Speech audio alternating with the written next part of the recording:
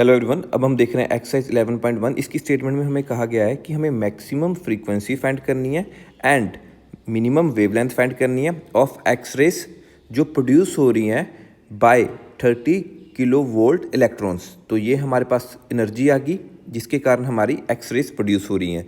तो देखिए, जब भी मेरे पास मैक्सिमम फ्रीक्वेंसी होगी तो वेवलेंथ अपने आप मिनिमम हो जाएगी, क्योंकि हमें एक रिलेशन मालूम है, my wavelength means lambda is inversely proportional to frequency means new.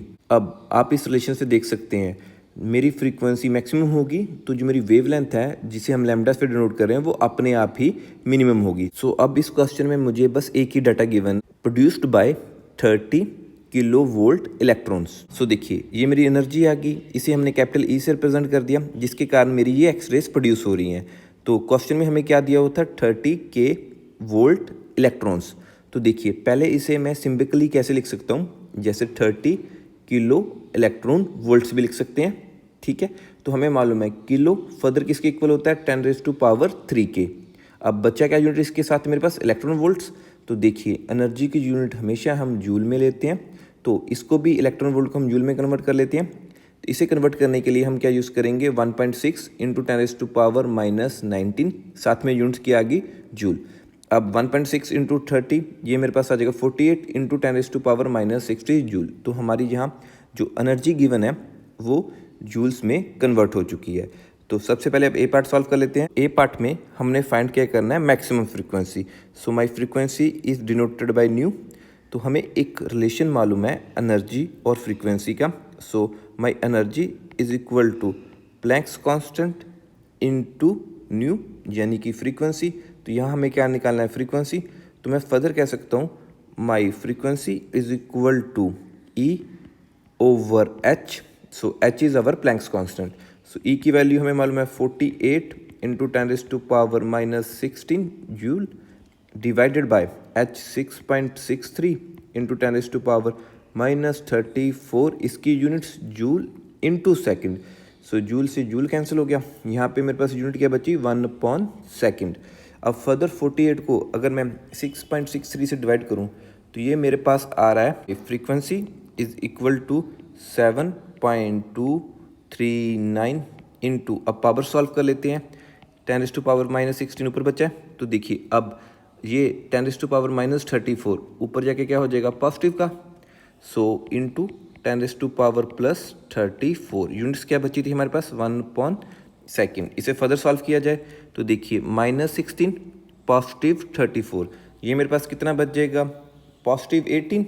सो अब यहाँ भी मैं अगर राउंड ऑफ कर लूँ, 9 है यहाँ पे, तो इसकी अगली टर्म क्या हो जाएगी, increase by 1। So my frequency is equal to 7.24 into 10⁻18। तो देखिए 1/सेकंड क्या होता है, हर्ट्स के इक्वल। सो यहाँ से मेरी मैक्सिमम फ्रीक्वेंसी आ गई है 7.24 इंटू 10⁻18 हर्ट्स। अब इसका बी पार्ट सॉल्व करते हैं।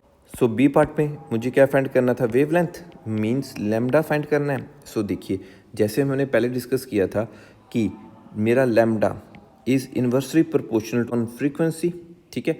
अब यहाँ पे इक्वल टू साइन यूज़ करें तो ये किसकी तरह आ जाएगा, लैम्डा इज इक्वल टू C/न्यू, मतलब फ्रीक्वेंसी।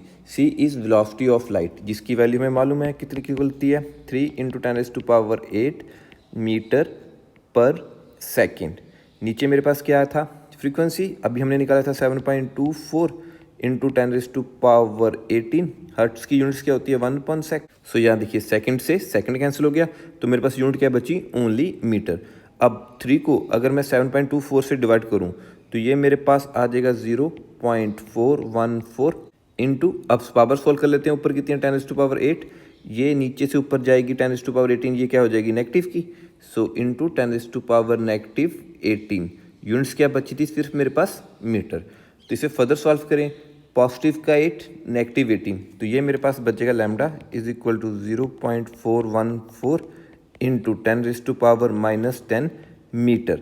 तो देखिए, मोस्टली हम जो वेवलेंथ है उसे नैनोमीटर में ही हम रखते हैं।